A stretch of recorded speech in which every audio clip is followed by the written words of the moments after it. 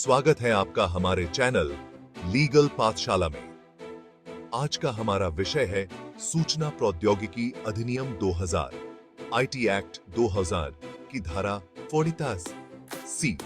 आज हम इस धारा को विस्तार से समझेंगे।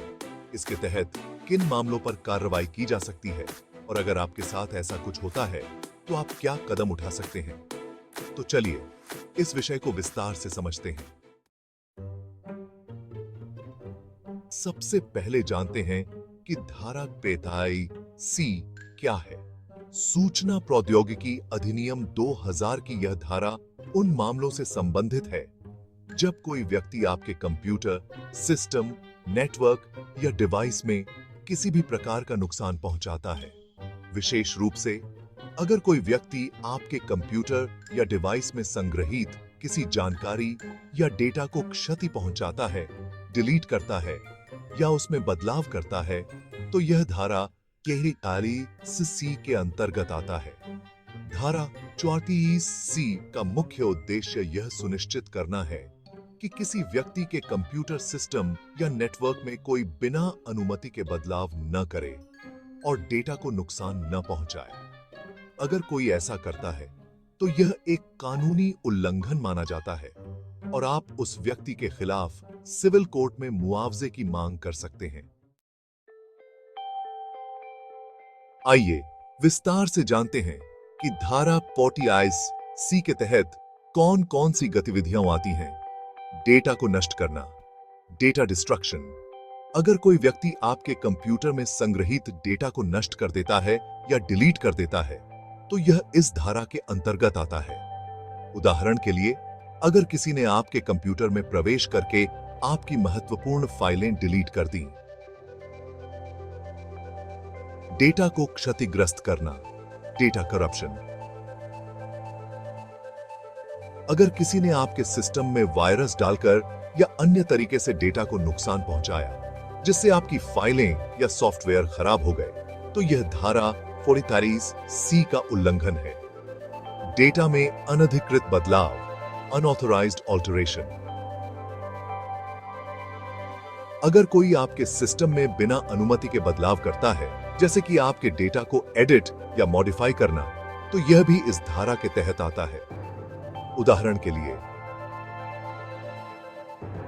अगर कोई आपके सिस्टम में घुसपैठ कर आपके दस्तावेजों या डेटा को एडिट कर देता है।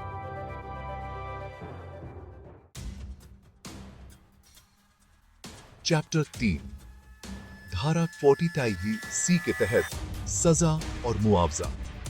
अब बात करते हैं कि धारा 44 सी के तहत क्या सजा हो सकती है और आपको किस तरह का मुआवजा मिल सकता है। धारा 44 सी के तहत यह एक सिविल अपराध माना जाता है, जिसका मतलब है कि पीड़ित व्यक्ति आर्थिक मुआवजे की मांग कर सकता है। सिविल कोर्ट मुआवजे की राशि उस नुकसान के आधार पर तय करती है जो आपके डेटा के नुकसान या बदलाव के कारण हुआ है। मुआवजे की कोई निश्चित सीमा नहीं होती, यह नुकसान की गंभीरता पर निर्भर करता है। उदाहरण के लिए, अगर आपके व्यापार का महत्वपूर्ण डेटा नष्ट हो जाता है और इससे आपको लाखों रुपए का नुकसान होता है तो आप उतनी ही राशि की मांग कर सकते हैं। चैप्टर 4 केस दर्ज करने की प्रक्रिया। अब जानते हैं कि अगर आपके साथ धारा 43 सी के तहत कोई घटना होती है तो आप किस तरह से खुद केस दर्ज कर सकते हैं। सबूत इकट्ठा करें। घटना के सभी सबूत जैसे कि स्क्रीनशॉट्स, लॉग फाइल्स, ईमेल्स और अनधिकृत एक्सेस की तारीख और समय का रिकॉर्ड रखें। अगर आपके पास उस व्यक्ति का आईपी एड्रेस है जिसने अनधिकृत एक्सेस किया है तो उसे भी रखें। शिकायत दर्ज करें। अपने नजदीकी साइबर क्राइम सेल या पुलिस स्टेशन में जाकर लिखित शिकायत दर्ज करें। आवेदन पत्र में घटना का पूरा विवरण दें, जैसे कि कब और कैसे आपके डेटा को क्षति पहुंचाई गई।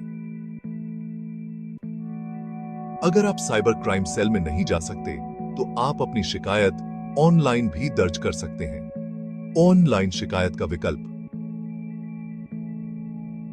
आप साइबर क्राइम रिपोर्टिंग पोर्टल के माध्यम से भी अपनी शिकायत ऑनलाइन दर्ज कर सकते हैं। इस पोर्टल पर आप अपनी शिकायत दर्ज कर सकते हैं और घटना का पूरा विवरण दे सकते हैं। चैप्टर 6 धारा 43 सी के तहत अपनी सुरक्षा कैसे सुनिश्चित करें। धारा 43 सी के अंतर्गत अपनी सुरक्षा सुनिश्चित करने के लिए आप कुछ महत्वपूर्ण कदम उठा सकते हैं। अपने कंप्यूटर और नेटवर्क पर मजबूत पासवर्ड का उपयोग करें।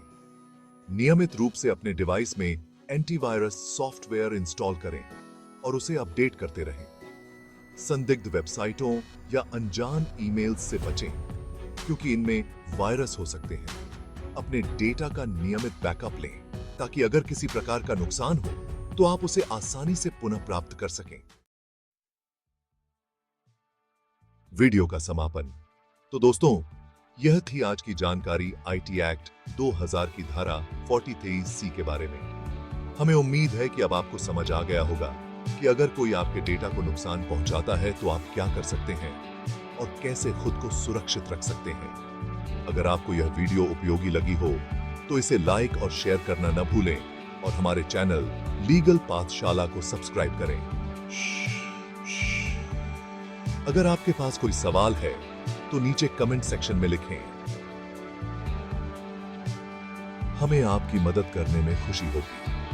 धन्यवाद। मिलते हैं अगली वीडियो में।